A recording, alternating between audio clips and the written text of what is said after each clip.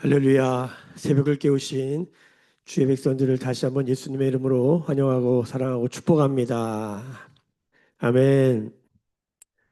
오늘도 하나님의 부름 앞에, 하나님이 주신 생명 앞에 반응하는, 하나님의 부름 앞에 반응하는 것이 참 생명인 줄로 믿습니다.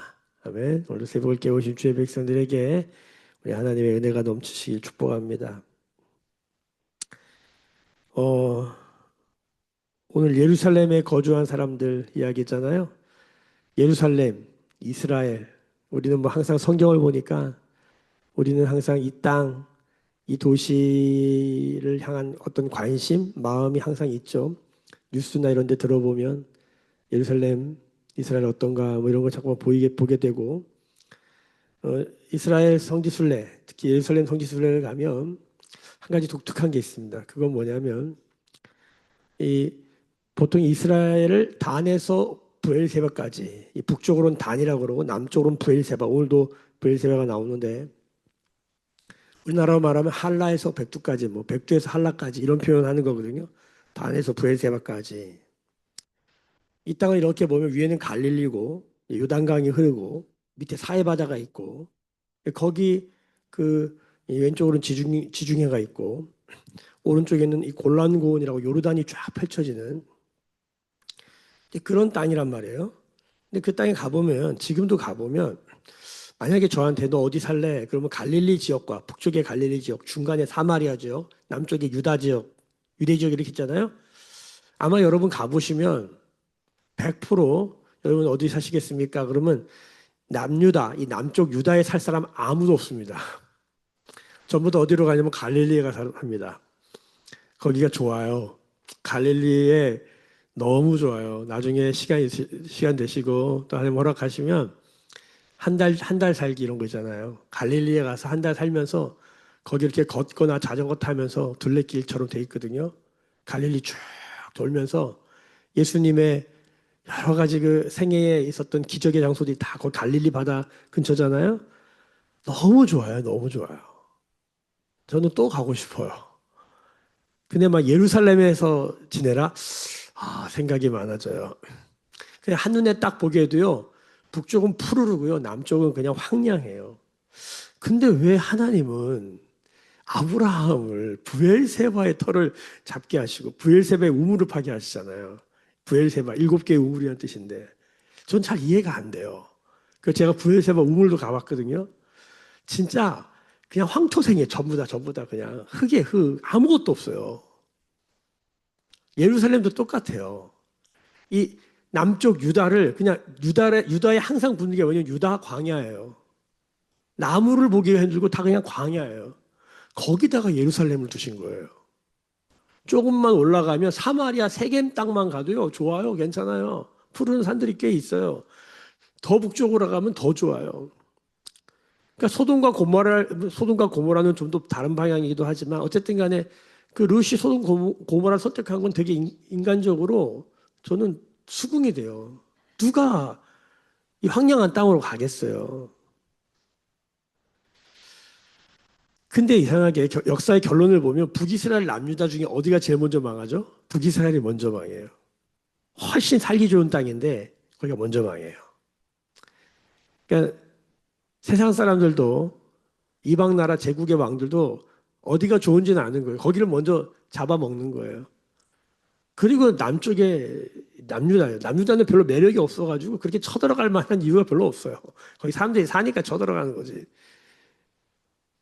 그러니까 이게 땅의 지형으로만 보면 남유다, 유다 광야, 예루살렘 별로 매력 없습니다. 이스라엘로 돌아오려면 수도를 다시 정하든지 사마리아 어디쯤 정하든지 저 북이스라엘 단 저쪽 갈릴리 저쪽 위쪽 어딘가 정하든지 그래야 되는데 뭐 우리가 이 성경을 읽어서 알지만 이미 거기는 산발락과 도비아 같은 사람들이 다 점령을 했고 거기에 살기가 좋아요. 굳이 이 예루살렘 성을 다시 회복하겠다고 스룹바벨도 에스라도 느헤미야도 여기 온 거 아닙니까? 그 고생을 하면서 성전 짓고 성벽 짓고 다 완성했어요. 그리고 하나님의 큰 은혜, 그 하나님의 큰 역사를 경험하고 울며 회개하며 다시 여호와를 기뻐하는 것이 우리의 힘입니다. 선포하면서 이제 예루살렘에 들어가 살아야 되는 거예요. 응? 큰 은혜와 큰 기적과 큰 역사를 경험했어요. 그리고 이제 결론은 뭐예요? 다시 예루살렘에 들어가 살아야 되는 거예요. 그 척박한 땅에. 아직 모든 것이 성벽은 있고 성전만 있지 다른 일상을 살아가기에는 불편한 장소. 인프라가 다 아직 형성되지 않은 그곳에 들어가서 여전히 살아내야 되는 삶이 남은 거예요. 자, 그런데 오늘 1절부터 우리 2절까지 말씀 한번 다시 읽어보십시다. 시작. 백성의 지도자들은 예루살렘에 거주하였고 그 남은 백성은 제비 뽑아 10분의 1은 거룩한 성 예루살렘에서 거주하게 하고 그 10분의 9는 다른 성읍에 거주하게 하였으며 예루살렘에 거주하기를 자원하는 모든 자를 위하여 백성들이 복을 빌었느니라. 우리가 느헤미야 7장을 보면서 느헤미야가 성전도 지었고 이제 성벽을 다 완성했잖아요. 그 땅은 광대한데 거기에 사람들이 안 사는 걸 보면서 어떡하지 하고 기도하다가 1차 포로 귀환 자들의 명단을 입수하고 그들을 놓고 기도하면서 결국 오늘 이제 예루살렘 성에 사람들이 들어가 살게 되어진 일들이 일어나는 거예요.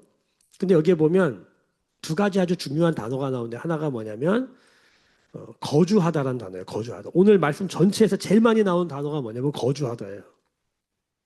거주하다가 성경에서 뭘로 유명하냐면 시편 22편 3절에 이스라엘의 찬양 중에 거하시는 하나님은 거룩하십니다. 이 거하시다, 계시다. 요즘 성경은 계시다로 번역하는데 옛날 성경에는 거하다라고 번역을 했어요. 집거자를 써요, 우리나라 말로는.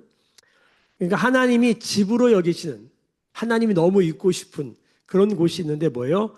이스라엘의 찬송이에요. 이스라엘 찬송은 뭡니까? 하나님을 즐거워하고 하나님을 기뻐하는 사람들 안에 거하기를 원하시는 거예요.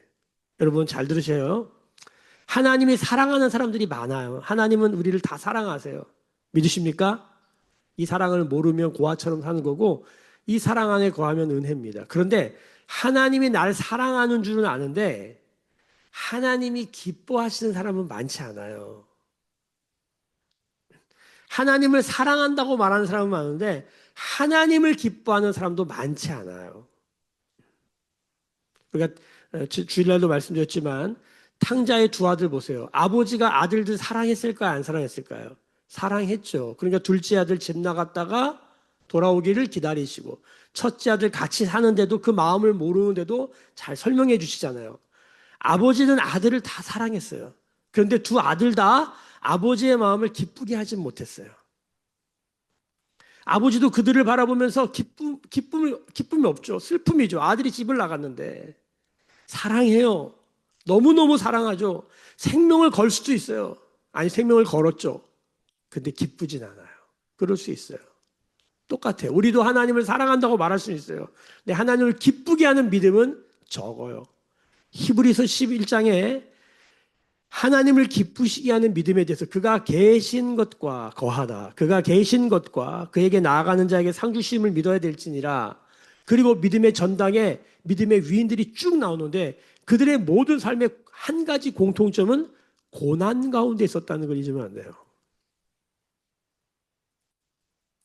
그 고난 가운데서도 여호와를 기뻐하기를, 여호와를 즐거워하기를 포기하지 않았던 사람들. 성경은 그것을 믿음이라고 말합니다. 그래서 믿음의 사람들 가만히 보면 거의 견디고 인내하는 사람들로 많이 나와요. 대단한 업적을 이룬 게 아니에요.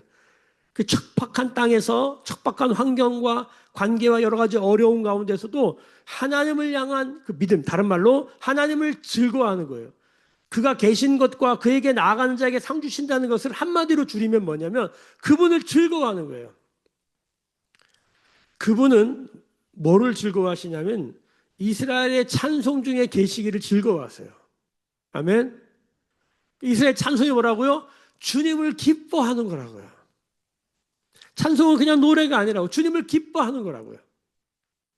그래야 거주할 수 있어요. 주님이 내 안에, 내가 주님 안에 거하게 하시려는 주님의 이유는 하나님이 예수님을 기뻐하신 것처럼 이는 내 사랑하는 자요 나의 기뻐하는 자다. 예수님도 하나님을 사랑하고 하나님을 기뻐해서 아들이시지만 종의 모습으로 십자가에 달려 죽으시잖아요. 이건 사랑과 기쁨 모습은 절대 못하는 거예요. 아들인데 종의 모습을 자처해.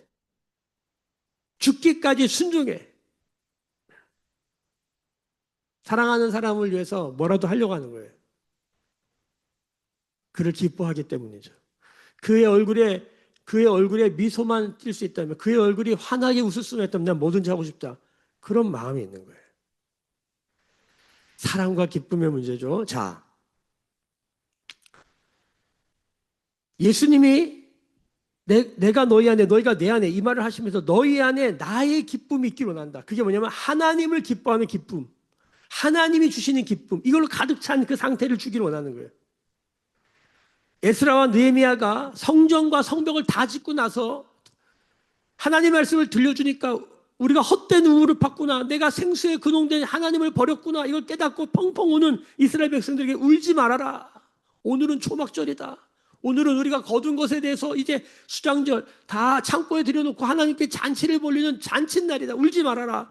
그리고 우리의 성벽은 여호와를 기뻐하는 것이 너희의 마오즈, 성벽이다. 그게 힘이라고 번역된 거예요. 거기가 가장 안전한 곳이다. 거기서 누려야 된다. 뭐 이런 얘기를 하는 거죠. 다 기쁨을 주길 원했던 거예요. 복음이 뭡니까? 큰 기쁜 소식이에요. 천사들이 이걸 전한 거예요. 그래서 예수를 믿는다는 건, 구원받았다는 건 뭐냐면 기쁨이 넘치는 삶을 사는 거예요. 이 기쁨은 뭡니까? 어떤 상황에서도 하나님을 기뻐하는 거예요. 우리는 어떻게 다시 회복되고 다시 치료되고 다시 일어납니까? 하나님을 기뻐하는 거예요. 하나님을 기뻐하는 거예요. 그게 다예요. 그래서 성경은 곳곳에서 수많은 사람들에게 이 기쁨을 돕는 자가 되라는 거예요. 사도 바울 팀이 고린도 후서에서도 그렇고 우리가 성경 여러 구조 봤지만 기쁨을 돕는 자, 너희들의 기쁨을 돕는 자다. 어떤 기쁨이야? 하나님을 즐거워하는, 하나님을 기뻐하는 기쁨을 돕는 것. 복음을 전한다는 건 그거예요. 하나님을 즐거워하자고, 하나님을 기뻐하자고. 근데 요즘 시대가 하나님의 힐자도 못 꺼내. 왜냐하면 너무 기뻐할 것들이 많아요. 우리조차도, 예수 믿는 우리조차도 하나님만 바라보려면 다 막 내려놓고 시간 구별해가지고 주님 앞에 나와야만 돼. 근데 그거는 지금만이 아니라 옛날에도 그랬어요. 옛날에도. 자, 여러분, 예루살렘 성이 무슨 뜻입니까? 예루살렘 성이 샬롬의 도시라는 뜻이에요. 샬롬의 도시. 예루살렘이란 뜻이 샬롬의 도시예요. 근데 예루살렘에 샬롬이 있어요, 없어요? 샬롬이 없어요. 맨날 전쟁만 있어요. 지금도 전쟁하고. 샬렘이라는 이름은 있는데 샬롬이라는 이름은 있는데 샬롬이 없어요. 샬롬이 오면 뭐가 와야 되는데 기쁨이 와야 돼. 기쁨의 도시에 기쁨이 없어요. 샬롬이 없으니 기쁨도 없죠. 샬롬도 없고 기쁨도 없는 상태를 비참한 상태라는 거, 황폐하다라는 거예요. 거기에 성전을 세우고 성벽을 세웠어요. 다시 샬롬과 기쁨을 회복하길 원하는 거예요. 에덴 동산이죠. 다시 회복하길 원하는 거예요. 다 하드웨어를 준비해놨어요.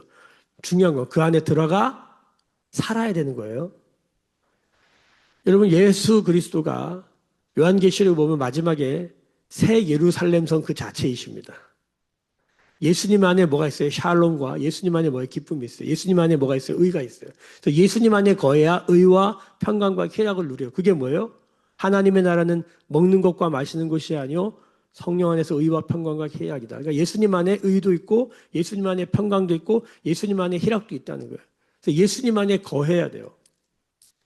근데 예수님 안에 거하려고 그러는데, 자, 예루살렘 안에 거하려고 하는데 예루살렘이 어떤 상태예요? 사람들이 별로 안 가고 싶은 그런 모습이에요. 예수님 안에 거하고 싶은데 예수님이 어떤 느낌이에요? 막 거하고 싶은 그런 느낌이 아니야. 구원의 길은 좁은 길이라 그랬거든요. 협착하고 길이 좁고 거칠어가지고 사람들이 잘 거하고 싶지 않은 거예요. 예수님께 거하고 싶은데 예수님이 십자가의 모습으로 서 있어. 그러니까 사람들이 잘 안 거하고 싶은 거예요. 하나님이 이스라엘을 애굽에서 건지셔서 나를 따르라. 나의 인도를 받으라. 하나님 따라가봤더니 광야야. 그러니까 막 불평불만하는 거 아니야? 별로 매력이 없어요.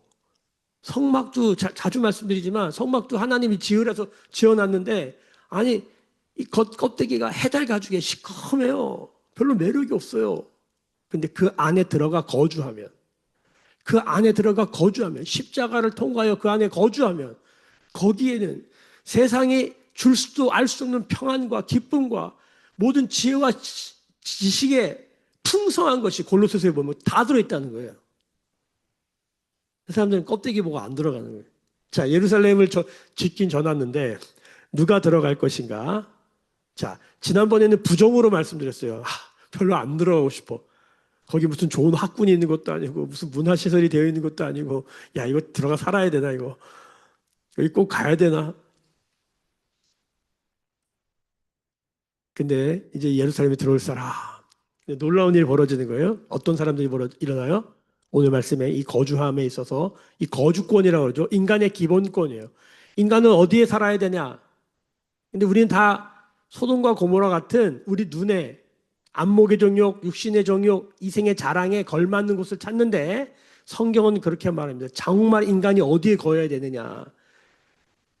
우리가 이해할 만한 소리로 말한다면 샬롬과 기쁨에 거해야 되는데 별로 관심이 없어요. 자, 예루살렘에 거주할 사람 손들어. 그런데 어떤 일이 벌어지냐면 이게 인간적으로 갈 만한 데가 아니라고 그랬어요. 근데 손드는 사람들이 생기는 거예요. 자, 두 가지 종류의 사람이 있는 거예요. 1절. 백성의 지도자들은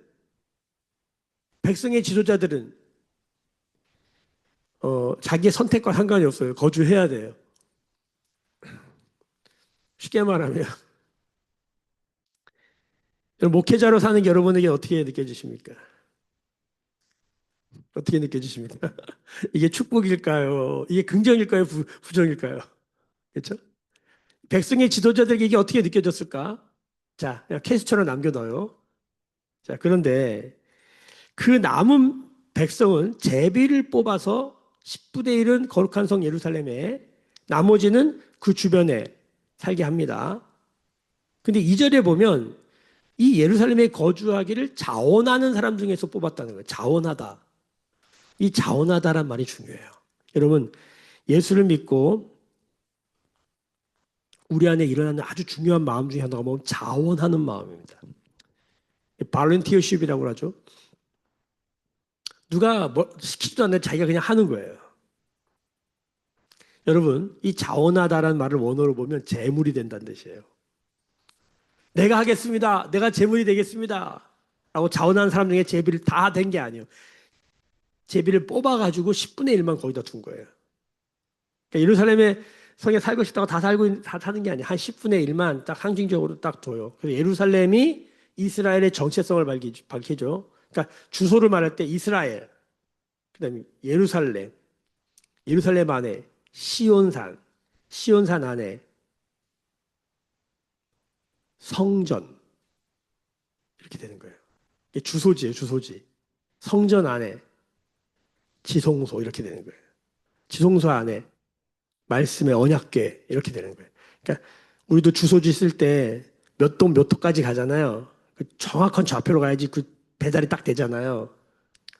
거기 그룹 날개 사이 딱 그렇게 되는 거예요. 자, 어, 사람들이 이제 이 안에 들어와 살아야 되는 거예요. 이 안에 들어와 사는데 자원했대요. 가고 싶은 거잖아요. 내가 하겠다는 거예요. 뭐가 있는 거예요? 기쁨이 있는 거예요. 어떻게 이런 일이 일어났을까요? 은혜를 받았거든요. 자, 니에미야 7장에서 이 말씀을 전할 때는 되게 부정적으로 말했어요. 왜냐하면 예루살렘의 성에 들어간다는 건 여전히 적들이 어디를 공격해요? 예루살렘 성을 공격해요. 성에 들어가면 가장 먼저 타겟이 됩니다. 그렇죠?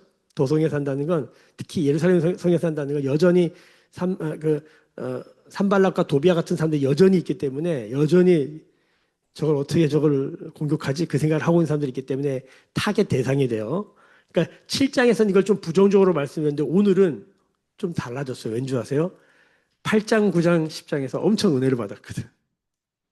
말씀을 듣고 깨달아가지고 울며 회개하고 여호와를 기뻐하는 것이 우리의 힘인 걸 깨달았거든. 그래서 마음에 은혜가 넘치고 마음에 막 자원하는 심령이 있는 거예요.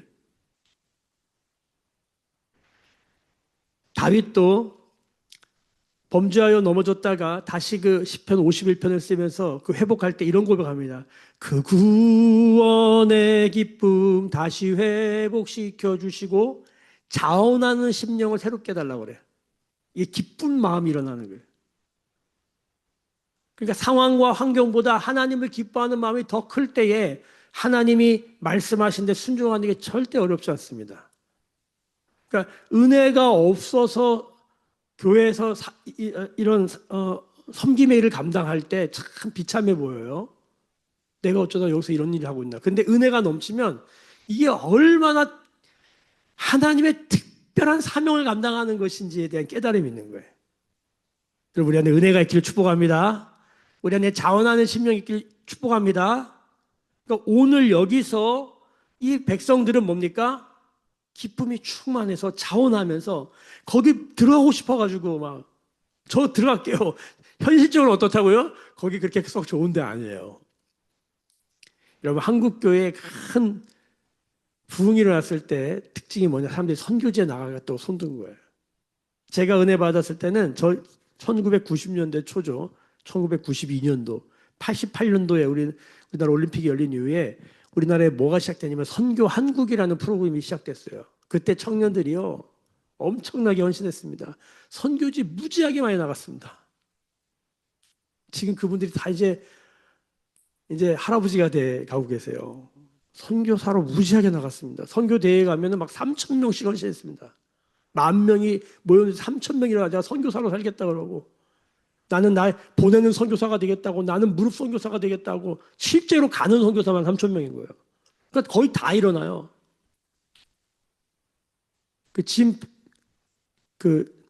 팩, 갑자기 이름이 생각이 안 나요. 그 유명한 선교학자가 있는데 선교한국에 강사로 와가지고 전 세계를 다니면서 선교 동원을 하는 사람인데 이런 광경을 처음 봤다는 거예요. 집회에 10,000명이 왔는데 10,000명이 다 일어나 선교사 살겠다는 거예요.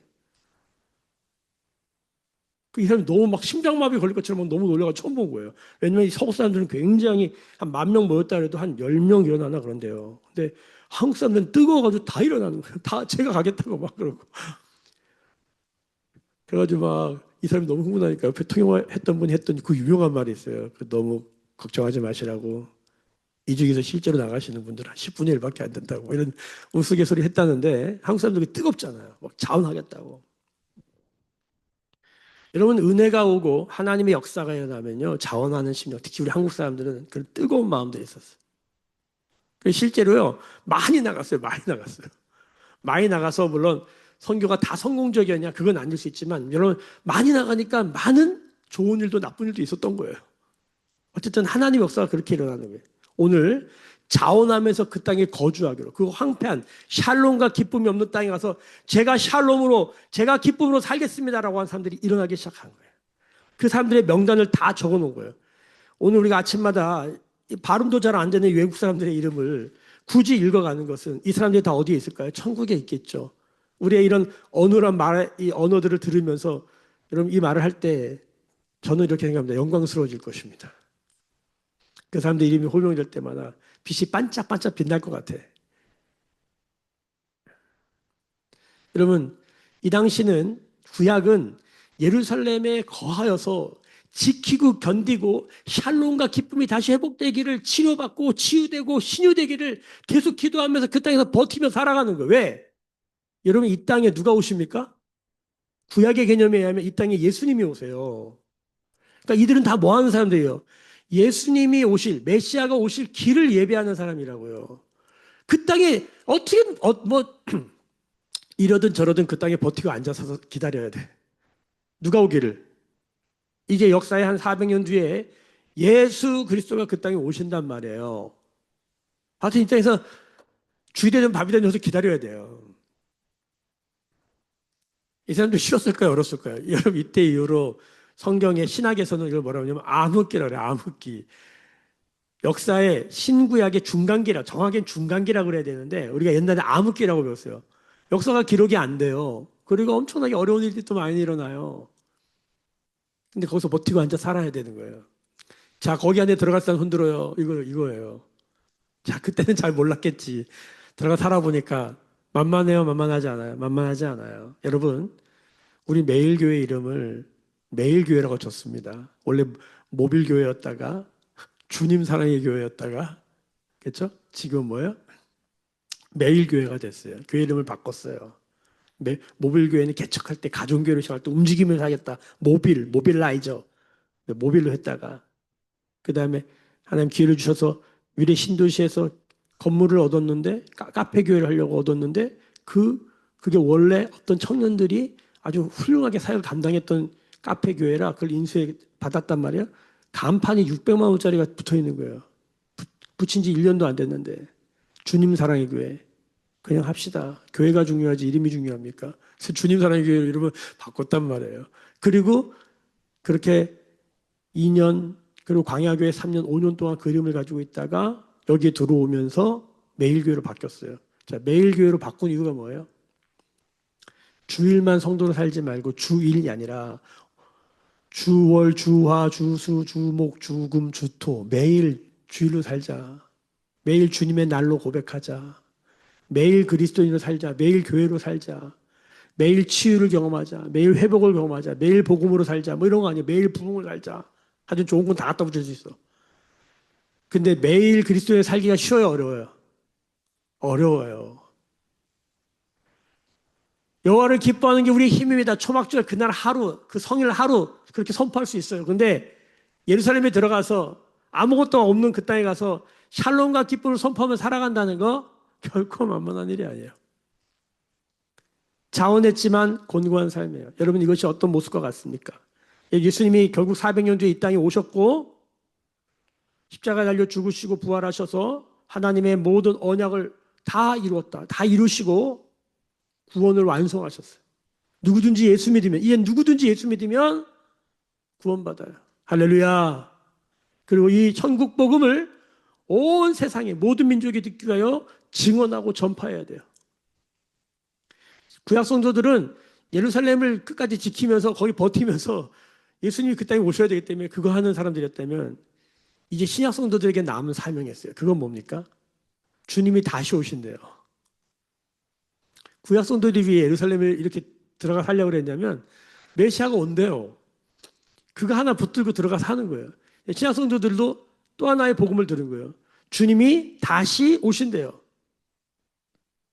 다시 오신대요. 하늘에 올라가신 그거 그대로 다시 오신대요. 지금 우리는 뭐래? 예루살렘에 가서 들어가 살아야 돼요?